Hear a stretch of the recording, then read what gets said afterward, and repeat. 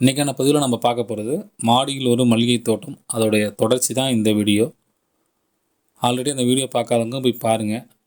பார்த்தீங்கன்னா தான் இந்த வீடியோவில் நான் சொல்கிறது உங்களுக்கு புரியும். ஆல்ரெடி நம்ம போன டைம் சொன்ன மாதிரியே மண்ணை டாப்அப் பண்ணி ஃபெர்டிலைசர் கொடுத்ததுக்கப்புறமா எடுத்த புது முட்டுக்கள் தான் இது எல்லாமே.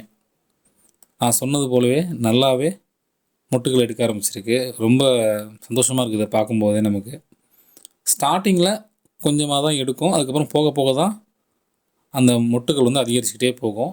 இதுக்கு இடையில் வந்து அந்த 15 நாட்களுக்கு ஒரு டைம் வந்து நம்ம டிஏபி கொடுத்துக்கிட்டு தான் இருக்கணும். டிஏபி மட்டும்தான் கொடுக்கலான்னா அப்படி கிடையாது. நீங்கள் மண்புழு உரமோ தொழு உரமோ கொடுக்கலாம் தான் கண்டிப்பாக கொடுக்கலாம்.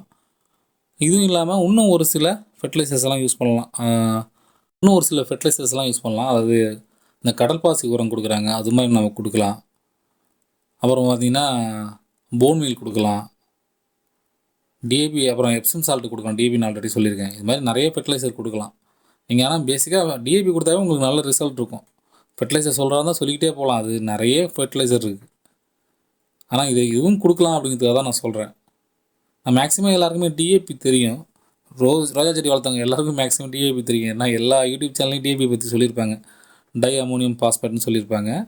வேர் வளர்ச்சியை ரொம்ப அதிகப்படுத்தும், மண்ணில் உள்ள சத்தை வந்து பூஸ்டப் பண்ணி கொடுக்கும். அது வந்து ஆர்கானிக் கிடையாது, இன்ஆர்கானிக் தான். ஆனால் ஒரு சில இடங்களில் வந்து டிஏபி வந்து ஆர்கானிக்கு டிஏபி நாங்கள் தயார் பண்ணுறதா சொல்கிறாங்க. அதெல்லாம் வந்து சாத்தியம் இல்லை என்னை பொறுத்த வரைக்கும். அதையும் தாண்டி இருக்குன்னா எனக்கு தெரியாது.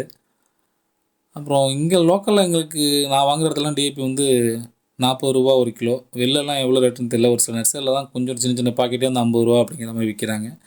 நீங்கள் டிஏபி வாங்கி ஒரு கிலோ வச்சுக்கிட்டிங்கன்னா நம்ம எல்லா பூச்செடிக்கும் கிட்டத்தட்ட ஒரு 4-5 மாதம் கொடுக்கலாம். அதுக்கு மேலே கூட கொடுக்கலாம். நீங்கள் 1 கிலோ வாங்கினாவே போதும்.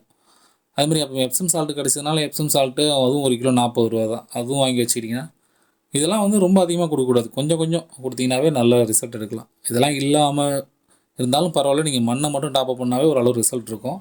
மெயினாக அந்த க்ரூமிங் பண்ணுறது ரொம்ப முக்கியமானது. இப்போ நான் எதுக்காக இந்த வீடியோ பதிவு பண்ணுறேன்னா, நம்ம க்ரூமிங் பண்ணதுக்கப்புறம் எப்படி ரிசல்ட் கிடைக்குதுங்கிறது தான் விஷயமே.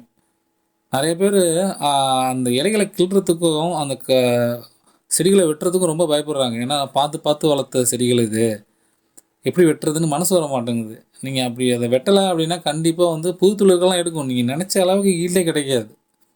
நம்ம அந்த செடியை ஒன்றும் கொல்ல போகிறது கிடையாது. க்ரூமிங் பண்ண விடும்போது புது துளிர்கள் எடுத்து இன்னும் நிறைய பூக்கள் எடுக்கும். அதுக்காக தான் சொல்கிறது. இப்போ பாருங்கள் எவ்வளோ முட்டுகள் பாருங்கள். எல்லாமே ரொம்ப ஆசையாக இருக்குது பார்க்கும்போது. இந்த சைடு வந்தாவே அப்படியே அந்த மல்லிகை பூவோட நறுமணம் அப்படியே மூக்கு தொலைக்குது. அந்த அளவுக்கு நல்லா இருக்குது. மாடிக்கு வந்தாவே அந்த பூக்கள் தான். இதே அந்த முட்டுக்களை பார்க்குறீங்களே, இது பூத்ததுக்கப்புறம் பார்த்தா இன்னும் சூப்பராக இருக்கும். அதையும் நான் உங்களுக்கு அப்டேட் பண்ணுறேன் பாருங்கள். பூக்கள் பூத்ததுக்கப்புறம் இன்னும் ரொம்பவே அழகாக இருக்கும். நம்ம அது வரைக்கும் விட்றது கிடையாது. மார்னிங்கே நம்ம பூக்கள் எல்லாத்தையும் பறிச்சுருவோம்.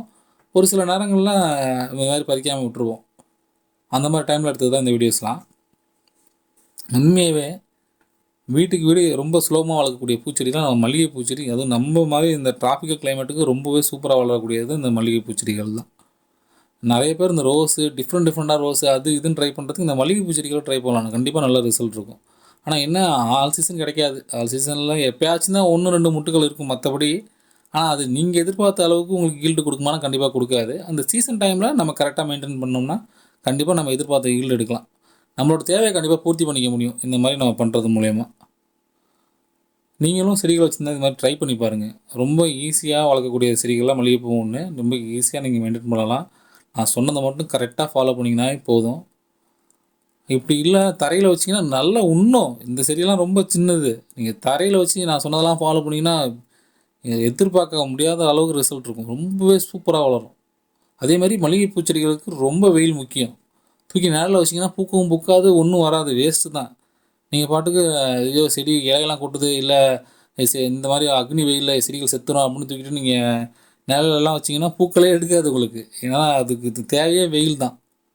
அதனால் நீங்கள் அதை பற்றிலாம் எதுவும் பயப்பட வேணாம். நல்லா வெயிலில் வைங்க, ஃபெர்டிலைசர் கொடுங்க, கரெக்டாக தண்ணி கொடுத்துருங்க. அதே மாதிரி ட்ரை ஆக்கிடாதீங்க.